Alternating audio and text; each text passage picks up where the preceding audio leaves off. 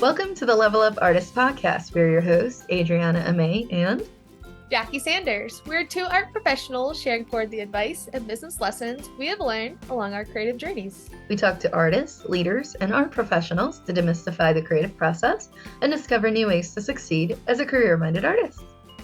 If you find value in these conversations, please go ahead and subscribe. This will help other creatives like you find our podcast, and you'll be notified when we drop a new episode every Tuesday. On today's episode, we're really excited to welcome local artist, painter, and muralist, Autumn Cobeland. Welcome, Autumn. Here, thank you so much for having me. We are looking forward, Autumn, to discussing with you the process of grounding your art in nature and community, expanding into creative art products and prints, as well as recording a bonus segment on pursuing murals as an income stream for our podcast supporters at levelupartist.com.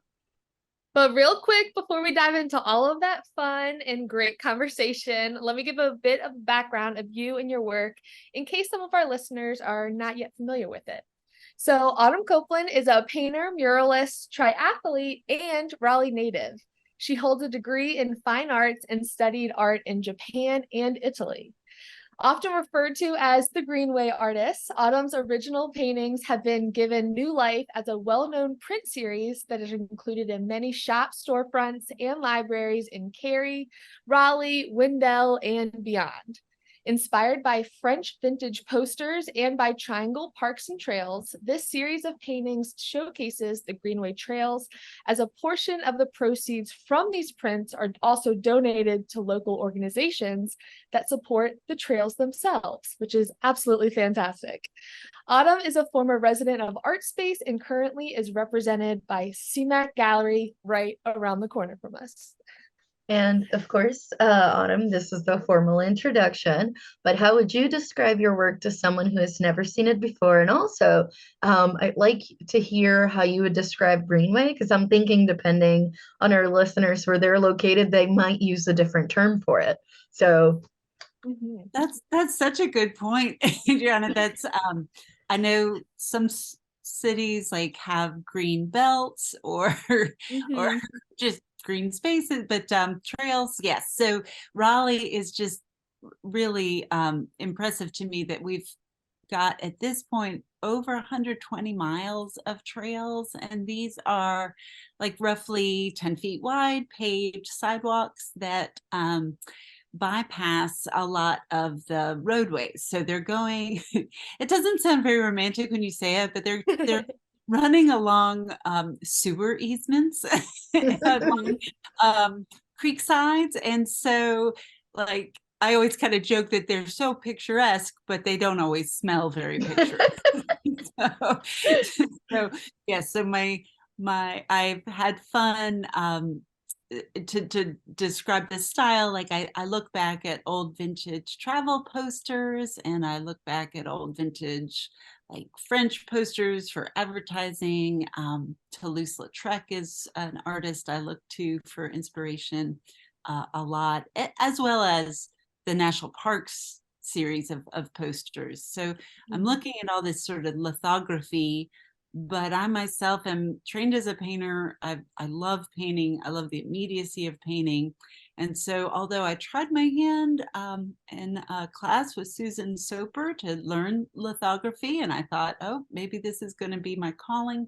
It is not my calling to be a printmaker. So I paint them using gouache, which is a nice flat paint that sort of has a conversation with the lithography flat ink surface. yeah, I mean, for the uninitiated, it kind of looks like old school screen printed posters. You have to come in a little bit closer to see the detail, but yeah, they do. For sure. I love that, incorporating all these different mediums in your growth as an artist. But when it comes to the subject matter, when did you start first incorporating the trails as your primary subject matter in your work, and how did that inspiration come about? Yeah, so I'm a mom, and it was probably when the kids were like 3 and 5 years old, and they were going to preschool, and it was all the best sort of of peer pressure that these other moms from the preschool were like, we're doing triathlons. And I just laughed because I'd never run in my life. I'm asthmatic. That had never occurred to me to run. I do love swimming very, very, very much. And then the biking element was sort of fascinating to me, but I'm such a scaredy cat. I was not inclined to like go out biking on the roadways. And for the better part of my entire life, my parents have nagged me and they're like, you would love that trail at the art museum. You should go do that. But since it was my parents telling me to do that, I was like, well, yeah, someday maybe. But my Right. husband was likewise getting peer pressured into doing a triathlon. So he and I really just started having that fun activity that we would go on bike rides together. Back in the days when he would bike slowly enough for me to go with him. But anyway, that was short lived. But we started going out on these trails, and I just couldn't even believe it. And I couldn't believe that I didn't get it before I did. I mean, I was mid-30s or whatever when I figured out that, oh my gosh, these trails are amazing. And it is so pleasant to go along the creeks and to go under the big roads. And that one of the first pieces I did was kind of under the belt line out at the mall, where it's swamp. It's just a weird light, and you've got the Yeah. whole line passing the shed, and the water's all green and murky, and it just was sort of fascinating. So I did that as a watercolor. But yeah, I thought it was so sad to me that we didn't recognize this valuable resource. And it just keeps getting better. I mean, they just keep making more and more connections. And when you can use it to actually get from point, when I figured out like, oh, I could get from my house to the mall and not have to bike on a street like at all. I was like, oh, this, if you have to go to the mall, bike there. It's definitely a game changer for sure. And to your point, if anyone that's listening is local or close to Raleigh, the North Carolina Museum of Art Trails are absolutely stunning. They're also adding outdoor sculptures to them pretty much every year. And they do connect to the larger greenway system. So yeah, I mean, you can bike across the state if you really wanted to, taking one trail to another.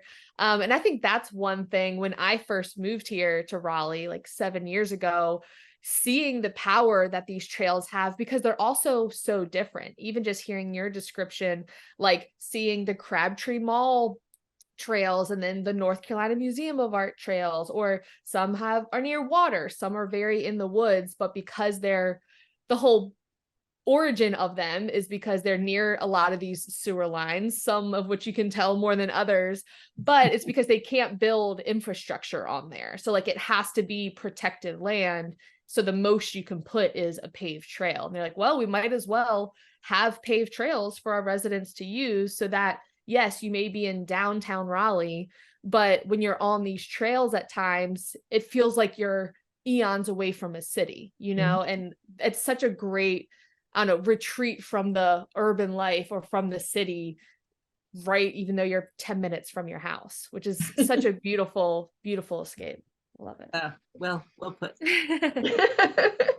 There's There's one spot in particular that's down on the Walnut Creek Trail, and you are in the middle of a swamp. You are on this, wooden platform, and you're looking out, and you're like, we're like 5 seconds from downtown. Like you're like, downtown is just on the other side of this really cool green space. No, I love it. Yeah, I love how they've been using them. Okay, excellent. So for your original paintings, what does your process look like? How do you bring that energy and that tranquility of the trails that we're discussing into the work itself? Are you painting on site, or are you taking photos and then going from there? No judgment, of course. Like, tell us a little bit more about that and about the space, which for those of you on YouTube, it's in the background. You can tell us about the space too, where the magic happens. I am so lucky to have a little workspace here very close to my house. So I can leave all the mess here and retreat home after a day's work. But yeah, the process. I love that question about like, do I work on site? And I just know that it would just be such a great move someday to take some stuff out there and sit out. Like it'd be sort of a like an advertisement or something. Like I feel like I need to do that someday, just go out there and sit on site. But no, I work primarily from photos that I take during bike rides. And I've been really blessed. I've got some friends that have been good bike ride buddies. And so we'll go and explore different parts of the trail kind of as a little posse. Um, so I take photos. And when I first started this series, I am really not tech savvy, as you all have figured out today. We're not judging. We're not judging. But there was like a little program on the computer that really helped me. It was a photo manipulation program, and so you could push a little button and it would posterize, and you could make all sorts of adjustments on the computer. And I enjoyed doing that because that helped get my brain around matching just the tones and the dark, the middle, the light, and how many different colors do you want to work with? Because I definitely enjoy trying to limit my palette, a lot. And really, these are color studies. I mean, I love just the play of color, and I love looking at the old posters and like seeing oh, the way this red looks with this green, like that makes my heart happy. So I'll do that. And then there's like a color scheme that I've used for one of the art museum, which is like a chartreusey lime green with a really hot pink. And it doesn't always come across really well in the prints, but in the originals, it's just very jazzy. And I love that bright combo. So I like playing with the colors. And so the process from there is just sort of get that idea, get the shapes narrowed down a little bit, sometimes based on using the computer, but sometimes just with my own sort of, take the glasses off and get all those lines blurred and then sketch it out. So sketch it out, usually like start with some transparent watercolor on some of these as sort of a backdrop. And I'm working on a really thick, it's almost like a matte board quality backing. It's thick, and so it doesn't get buckle. inundated with water. And yeah, no, not so much buckling, because I'm yeah. So and then gouache is just this fancy French word for opaque watercolor. And like I mentioned before, it lays really flat. It's almost like painting with house paint. It just kind of pick your color, fill in your shape, and there it is. And then Nice.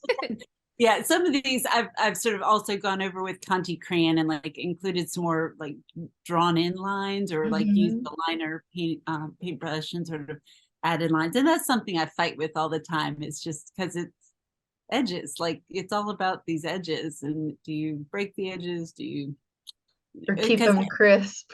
keep them? It's like some people they'll say, "Oh, your work looks like paint by numbers," and I'm like, No, thank you. And Thanks, except I have to come up with the shapes and the colors myself. So, except I'm making the entire Yeah. thing. Yeah. As someone who also works with hard edges, I completely understand. Or sometimes is that digital? No, but thank you. Like, right. no. Yeah. This is not a digital print. I completely understand. And Autumn, remind us, where's your studio located now? Oh, the working studio is in Five Points, and Nice. it's near where people who have been in Raleigh a long time maybe remember Bickett Gallery, but it's in the neighborhood of the old Bickett Gallery that was 20 years ago.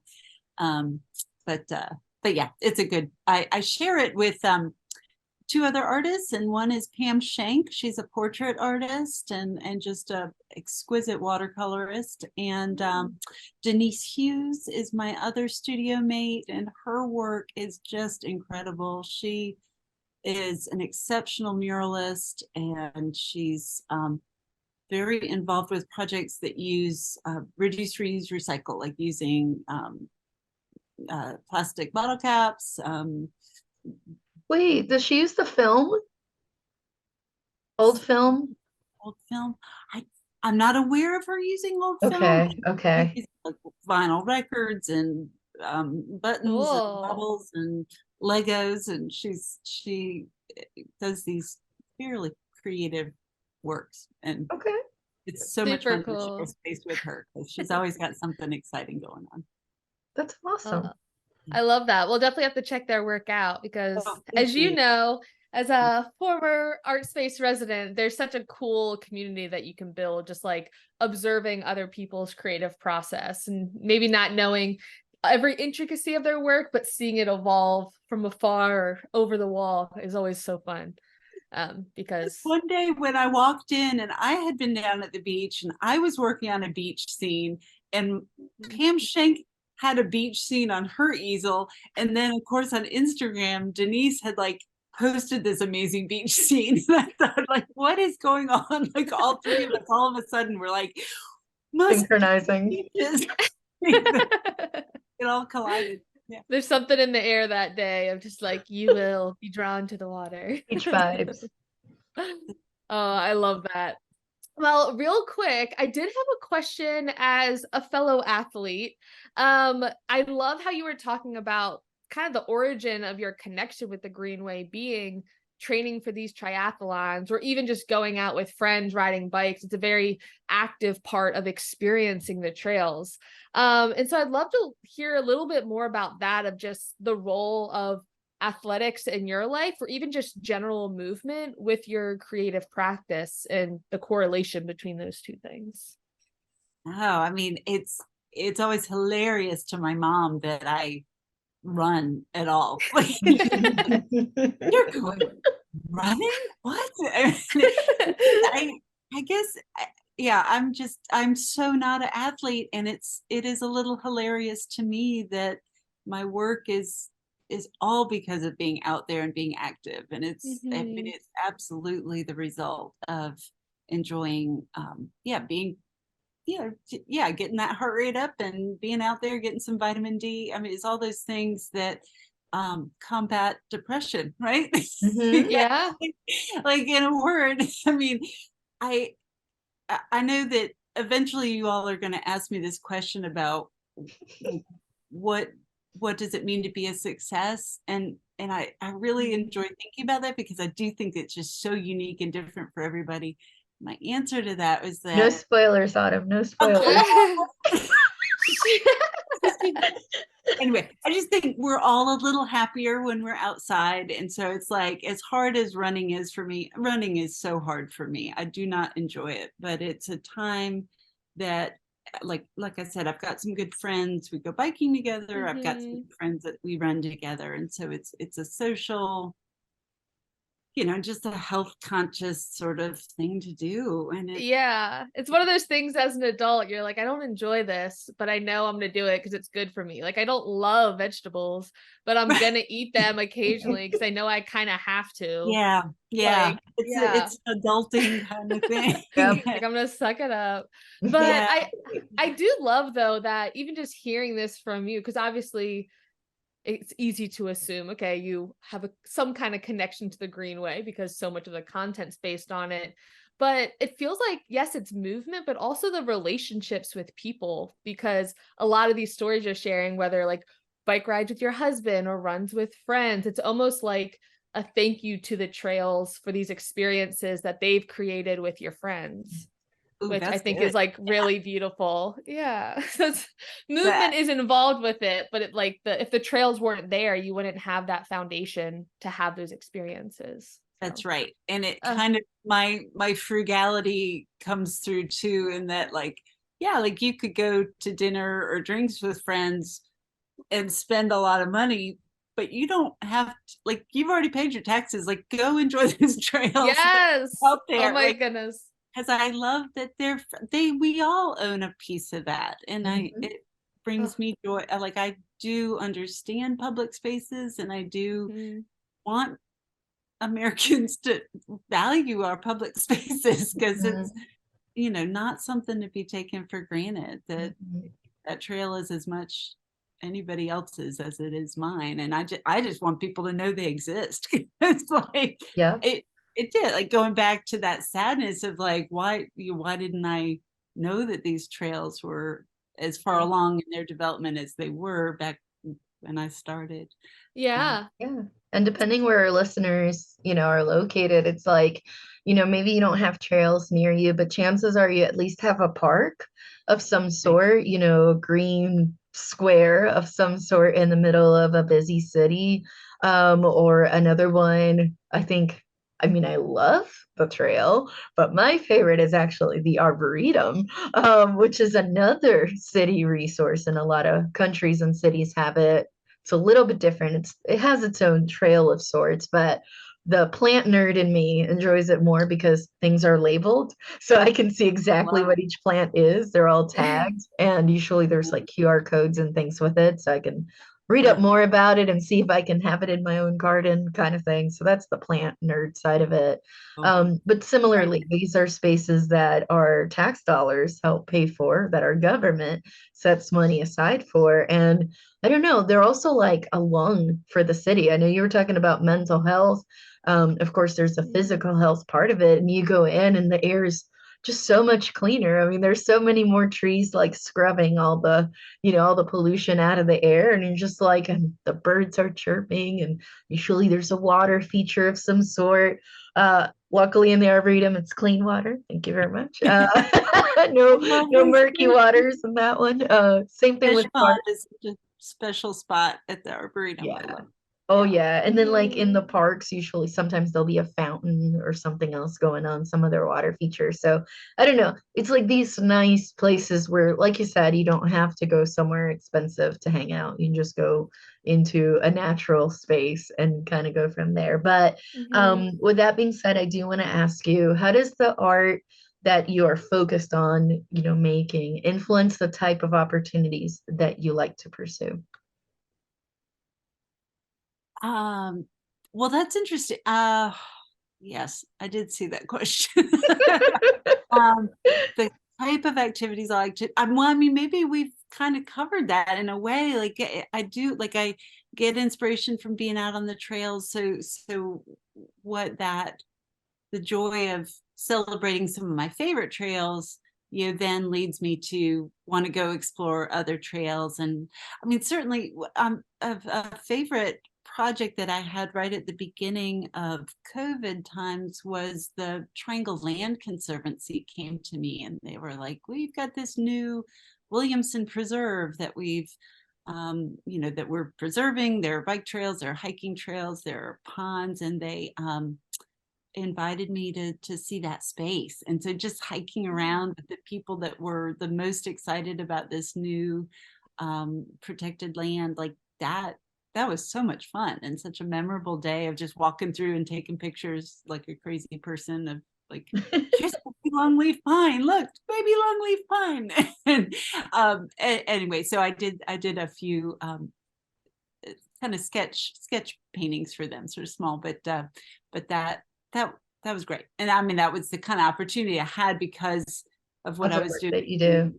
Caught the eye of people that enjoy the outdoors and just, and like you said, I'm a North Carolina native, so I just get excited about North Carolina and some of the land being protected from development. And Mhm. Yeah, yeah. And that was a perfect example. Yeah, that idea of like the type of art that you do, like you could be in a better position, like if you wanted to either propose a project or they're coming to you with a project like the Natural History Museum, or if there's some botanical association and they want something or the Arboretum itself, who knows? So that was perfect. And then of course there's not to forget about, there's also shops that I'm sure are attracted to it as, some kind of like a welcome to Raleigh. You know how there's like shops that almost like cater to folks nostalgia of like when I visited there or somebody that they wish visited there. So everything will be like kind of local centric, which is great. Care packages are fantastic for this, or coworkers in other locations. But I did want to ask you then, transitioning into this topic, when did you first expand your art making practice to include selling prints? And what was the tell us a little bit about the decision to go in that direction.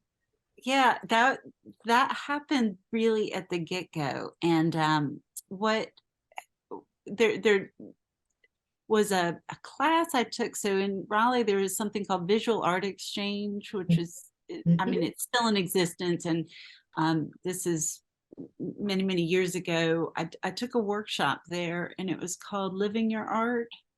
Um, I think that was what it was called. I can't remember. Anyway, John Parker and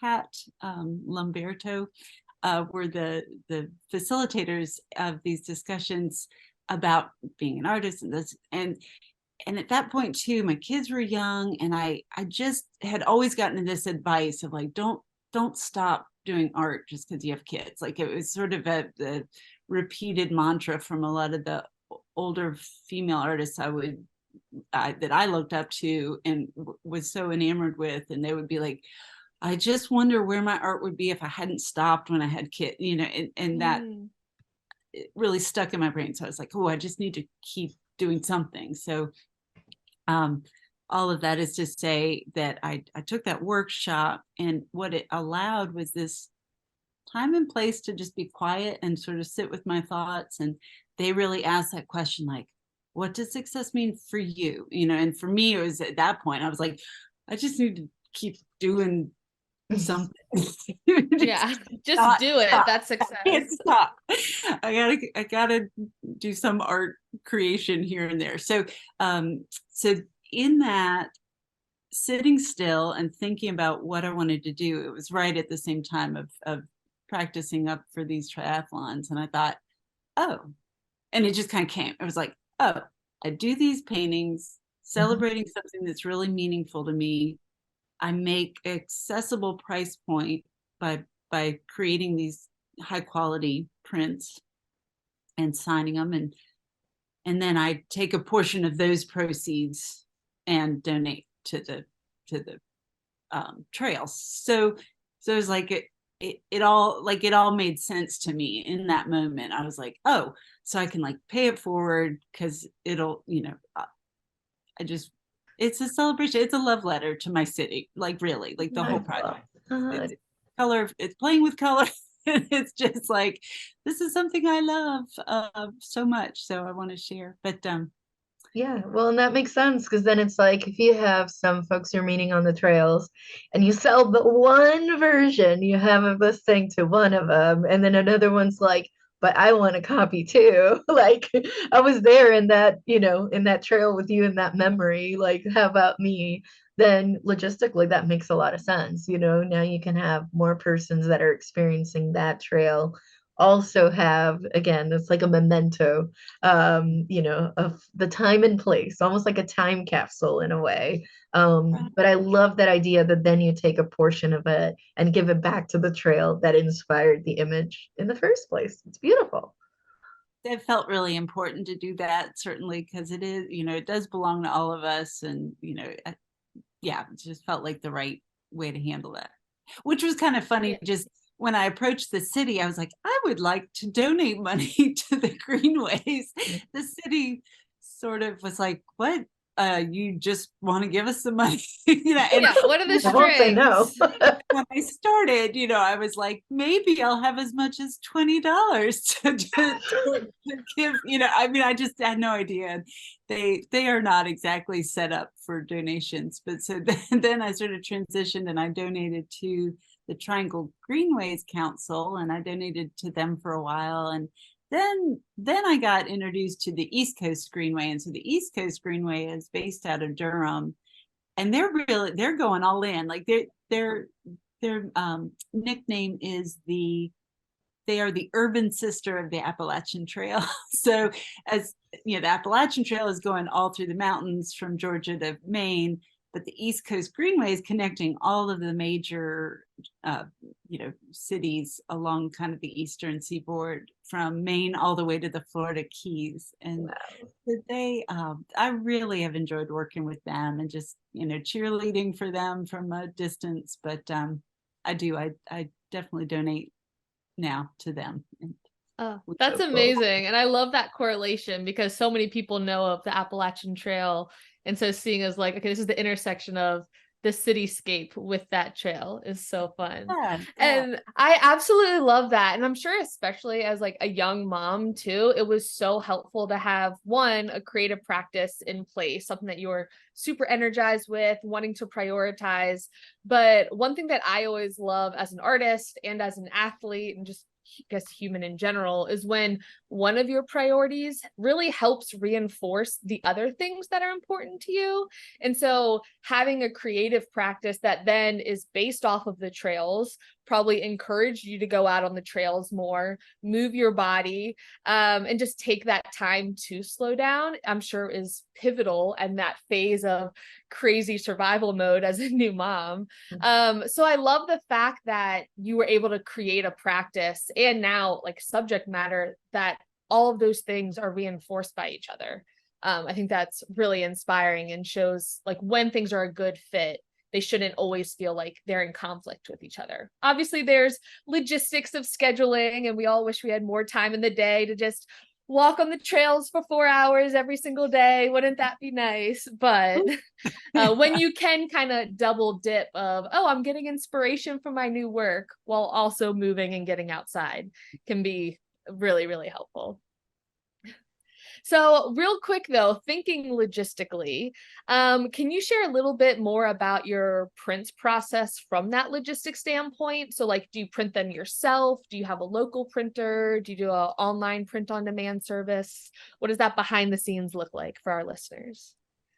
Yes, I've definitely contemplated a whole lot of those things, but I do just work with a local printer. And I work with a local printer because I am so tactile. I like walking in there and I, feel the paper, look at the paper, chose the paper carefully, and I can take in the original piece and they can do their proofs and I can stand there with them and look at both. And I just, I'll say it again. I'm not so tech savvy. I'm sure that there are print on demand, or there are places online to go and you could probably get a better deal. But I really do. I like keeping it local. I like supporting local. So the original paintings for the most part are 32 by 40 sheets of paper. And so the actual capture that they print from is a photograph. It's not, it would be nice if it was flatbed scanned and done that way, but I determined that this style that I work in, it's fine being printed from photographs. So that's and I just it took a little while to kind of determine what sizes. I found that the size that 11 by 14 is something that with a nice mat around it, that in the 40-ish range price point. I really liked working with that, and at some point I started and I was cutting all of the mats for these things, and then I had the little inside mat left over, and so then I was like, oh well, I can't waste this mat. So then I started printing little ones and doing little 8x10s, and I still have a few of those, but I'm just phasing that out because my old body is not happy with cutting mats. Mat cutting is a really challenging skill. It really is. It's very labor intensive. It's really labor intensive. So and then I sort of my eco conscious self, like I use these eco-friendly plastic bag. I mean, I don't know that I'm saving the world by doing this because the eco-plastic sort of degrades so much faster than regular plastic. So I sometimes end up using twice as many. I don't know. That's just sort of shop talk. But I'm trying so hard to be ecologically conscious because for a long time I was using that foam core as backing, and I really don't feel great about introducing that much styrofoam into the environment. So there's things that I'm still tackling with trying to be a earth friendly kind of business. Okay. Yeah, I A think little bit again at a time. it kind of goes back to the idea of like, okay, making decisions and business practices that all support their priorities. But it always is a process and a journey, right? Even as someone who has several places where her prints are sold, you're still always troubleshooting materials, saying, should I get this bag or that bag, that size or this size? It's not just okay, great, now you've entered the promised land of perfect money raining from the sky, no decisions being made. Like us as artists, we're always, okay, how can I streamline this? How can I make this better, make the materials more in line with my beliefs, but also still wanting to make some money from it and not pay too much. So also a lesson for our listeners in that it is always especially when it comes to those logistic things like product development. Yeah. It's always a process of learning what works for you. Yeah. And you're already using some more eco-friendly media too, like watercolor. I mean, at the end of the day, pigment's pigment, and no matter what binder you're using, depending how it's processed, it's not great necessarily. But at least like the ones you're using, I mean, they're mostly eventually they'll return back to the earth, the paper and the watercolor and the gouache. So it is what it is. So that's great. Don't judge yourself. You're doing a great job. You're getting there. Yeah, even if it's one plastic bag at a time, every little bit helps. So for sure. Now, Autumn, I do want to ask you, do you offer any other print on demand or types of products? And if so, or if not, have you ever brainstormed like some other directions that you want to go? I was really delighted. The Umstead Park used my artwork on their most recent T-shirt for their.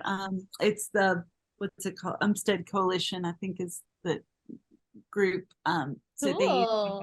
And that was sort of fun because I sometimes have people say like, oh, your work would look good on a T-shirt, and I love that comment, but I also don't want to be a T-shirt salesperson. Like yeah, it's like I don't. So that's where that print on demand, like I encourage other people to explore, Redbubble, or there's so many different platforms for that. I there again, my subject matter is so local that I feel like I just am I'm enjoying where I'm at right now in terms of the print stuff. I'm happy to explore different sizes of prints, and have like some posters and some little note cards for that real affordable price point. Yeah. Mm-hmm. I don't know that what's that? I was gonna say I'd be curious to see if you partnered with a local potter and they had some of the designs on a mug. Actually, you know what? Actually, there's a mug. I mean, I know it's not a print, but I mean, there's ways to not necessarily print it, but it could be carved, it could be stamped. Like there's. Oh, yeah. Well, like. Okay, you can send me the royalty check later when you get all rich from this. Thank you. But if people go to Great Trails NC 2023, this year that we're in the middle of is actually the year of the trail here in North Carolina. Ooh. Hey, put my work on a mug. So there. So if you go to their website, you can get a mug with a Greenway image on it. There it is. I was in great company with some of the artists they chose. They chose 5 North Carolina artists to create new work celebrating the trails, and I absolutely encourage people to check those out because there was some really good trail art.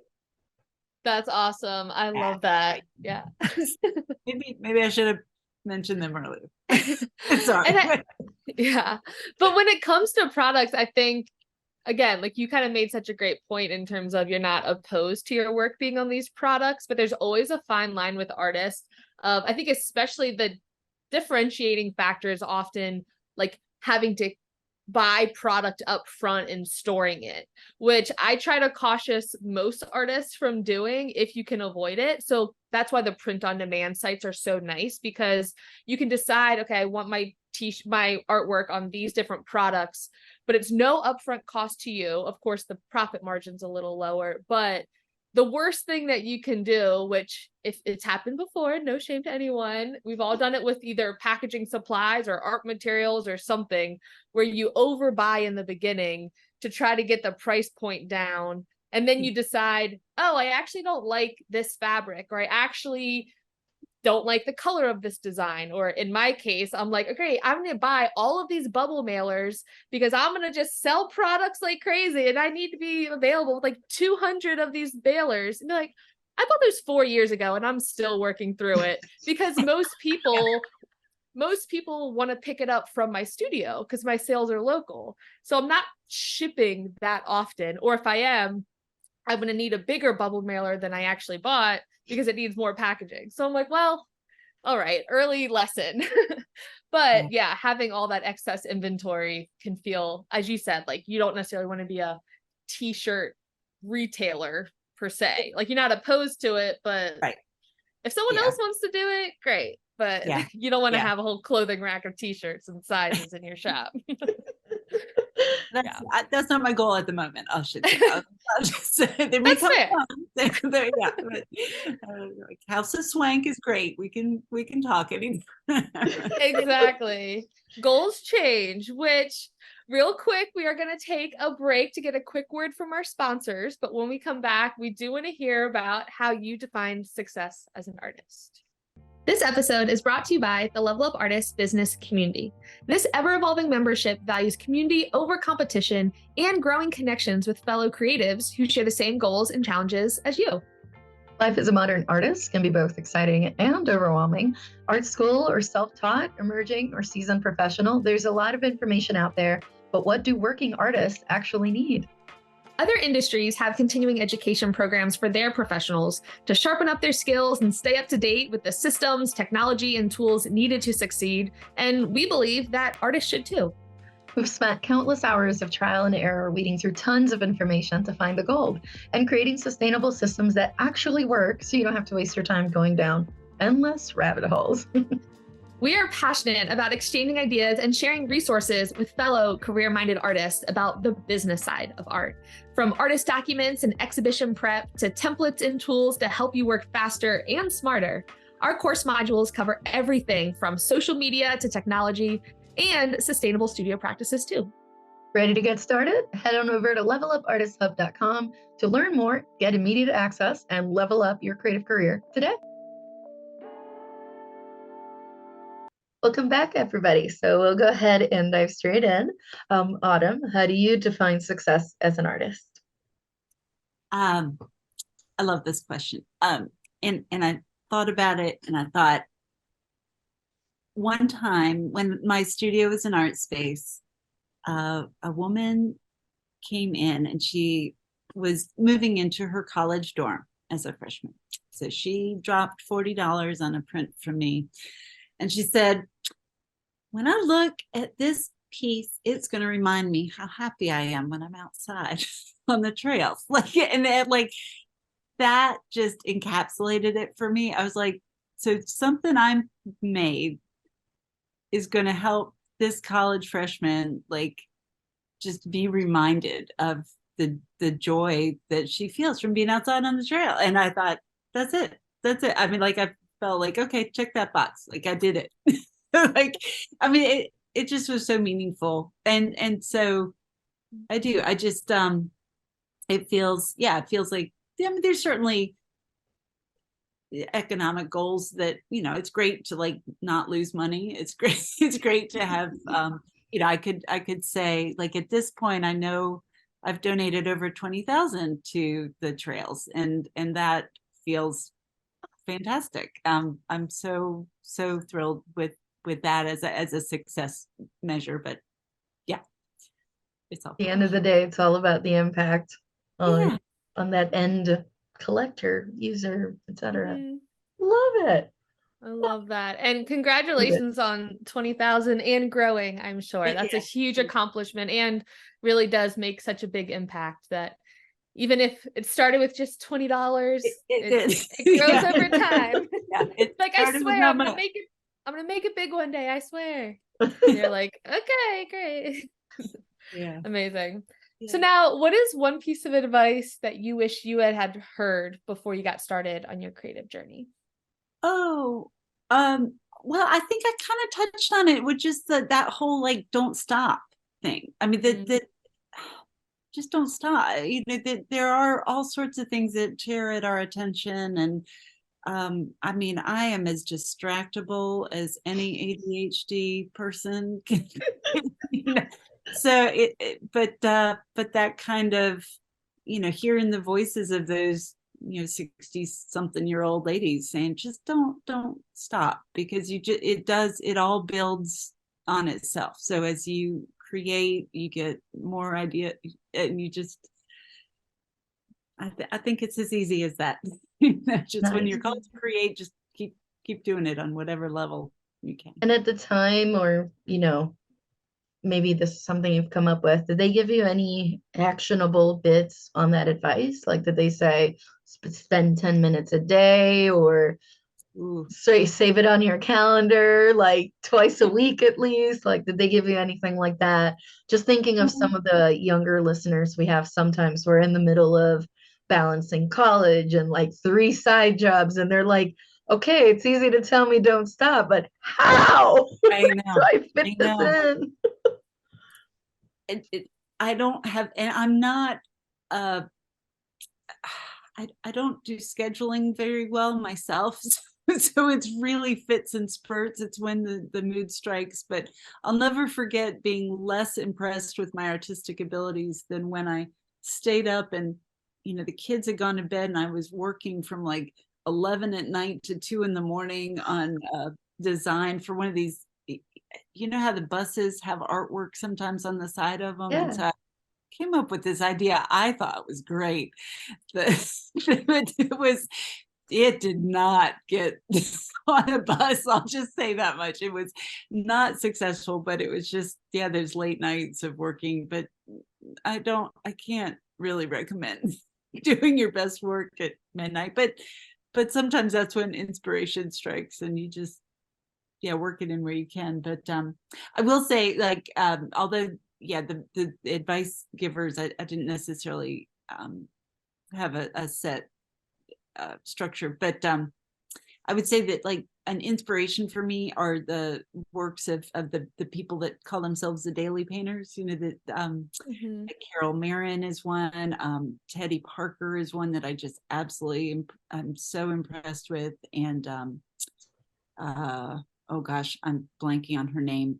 Anyway, but there's a fantastic show of the daily painters in Apex right now, but their abilities are just incredible, and so it's one of those things, like, I just ooh and ah over the freshness and the brushstrokes of someone who calls themselves a daily painter. So I kind of strive. I'm like, oh, I need to be like that, but I'm not. I don't. I wish I was. So that's something I always kind of aspire to do better in my own. Okay. Yeah. Okay. Well, then I will attempt to Hashtag goal. summarize it this way. It's like, don't stop, paint as often as you can, like the daily folks, but not at the expense of doing it in the middle of the night, because then in the morning you're going to find something you don't like because you were too tired and you should have just gone to bed instead. I absolutely love it. I think that's solid, honestly. That was very well summarized. Yes. Yeah, it's solid. You're good. Now, if Autumn, somebody randomly hands you $100, what would you splurge on or invest in? It has to be something that brings you joy and relates to your art or business. Shoot, I was really thinking about that one, and I think $100 isn't going to cover it. But I was thinking, I just decided to splurge on Kenny Batch for some professional framing. Have you all ever worked with Yes, Kenny the Framer over at Anchorlight. your favorite framer? And so that maybe is going to be a lot more than 100, but that would go toward that splurge for me, because so often I try to cut every cost I can by framing my own work, and no, that's a good splurge. Maybe it could buy you a few mats. There you go. Ones that you don't have to buy or cut yourself. I know there's got to be a better. I feel like I came up with 3 other answers for that question, but that's what I'm sticking with. Hey, Perfect it answer. works. We like it. Very practical. Very Well, practical. Autumn, thank you so much for being on the podcast today. What exciting projects do you have coming up that our listeners should know about before we wrap up? Oh, thanks. I am excited to be part of a group show in Clayton at the Clayton Arts Center, and it is with the artist Amy Friend and Andy Freeman and Melanie, I'm going to tell Melanie Storr and Sarah Whitney and Dave I don't know how to pronounce his last name. Greenway. Greenway. It's like Greenway, but it's not. On brand. There's a group of us, and we are going to have a show out there for October. So it should just be a really nice show. I'd like to invite people to venture down to Clayton. You can take the Neuse River Trail to Clayton. Oh, perfect. So that's exciting. I'm also having a fun exploration of a different medium. I'm doing painting on a solar panel, and that will be auctioned off for the North Carolina Solar something Association. I Love should, it. Solar something. Yep. So that's just kind of a fun different project, is to work with like that black shiny background, and Yeah. I don't know how it's going to turn out, but it's a fun project. Oh, Cool. that's Could super be cool. cool. We're excited to see how that's going to turn out. And of course, as always, if people are in the Raleigh Triangle area, most shops that I feel like that I've been to, many of them have your prints. So they can also check out your prints at the North Carolina Museum of Art. I know you have some at Deco and a handful of other shops. So we can definitely support you in that way too. Thank you. Of course. And real quick, how can they stay connected with you after today's episode if they want to follow along to see how your solar panel goes and hear about upcoming exhibitions? Where can they stay in contact with you? So probably the best would be to follow me on Instagram, and that is at Greenway Artist, no spaces. And my website is autumncobelandpaintings.com. And I don't do a great job with my website, but you can certainly look at things there. And I need to do a little better with my blogging, but that's okay. But this is great. I enjoyed this. Thank you for having me. This has been great. And you are not alone. This is like the part where I'm like, when I feel the judgment coming on, self-judgment, mind you, I'm like, my first job is to make the art, not to maintain a website. It's okay. I mean, obviously I want to try to do a better job with it too, so you are not alone in this, but this is amazing. We're going to make sure to link some of these things in the show notes. Also, would you mind staying with us a few extra minutes so we can discuss shifting your art into murals on a bonus segment for our podcast supporters? Excellent. Awesome. Well, in the meantime, if you want to stay connected with us in between episodes, share your feedback, or have a question you would like for us to answer on the podcast, you can reach us through social media. I'm at Mayart across all platforms. And I'm at J Sanders Studio on all platforms. And if you want to follow the podcast, we are at Level Up Artists on Instagram. Thank you so much for listening. We'll talk to you next week.